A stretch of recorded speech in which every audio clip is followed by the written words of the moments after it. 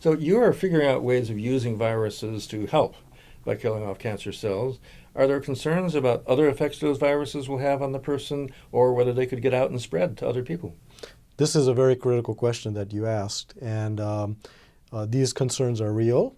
However, to address some of these concerns, what people have done in the field is picked virus platforms, as we call them, that are already known not to be very dangerous or illness-causing. So we start with something that is likely not harmful. Like the ones that cause cold sores? Exactly. So rather than starting with Ebola, starting with a virus that causes cold sores.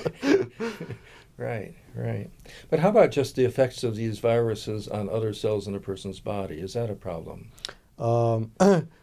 We know that, again, viruses can sometimes cause illness. So if we use viruses that don't cause illness, even if they infect other cells of the body, they will not have a detrimental effect and ultimately be inactivated.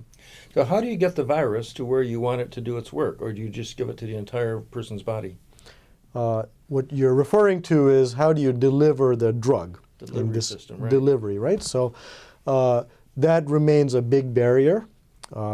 Currently, the way these viruses have been delivered have been injecting them directly into the tumor or putting them in the bloodstream and hoping it gets everywhere it needs to be at a high level of efficiency. But by no means have we worked it all out, and a lot of work needs to be done in this arena. I think this is a great place where biologists, physicians, and engineers can work together to really improve the delivery barrier that we're facing. Those are great opportunities. Are there things that you can do that open up the cancer cells in any way or makes them more vulnerable to viruses immediately before you give the virus? Yeah. This is, again, I think, can we improve the delivery somehow by manipulating aspects of the body? And a few things have been tried there, but I think they're still in their infancy. Can you drop the blood pressure of tumors, or can you break down the material that's in tumors? Or the acid-base balance is sometimes. Or can you change the acid-base balance so viruses can survive in these environments? All of these speak to the questions you're describing.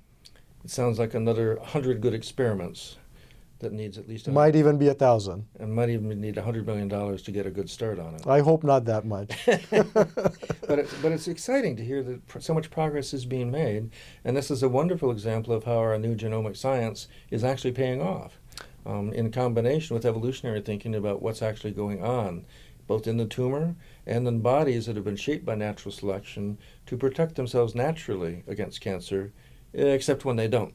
That's right. I think the concept of evolutionary medicine really applies to this area where we're talking about the cancer being an ecosystem, the virus being part of the ecosystem, and really it will need a multidisciplinary approach to gain the understanding we need. So I think everyone will be interested to look up more about your work and to follow up where it goes in the next 20 years. It will be an exciting endeavor indeed. Thanks so much for joining us. Thank you.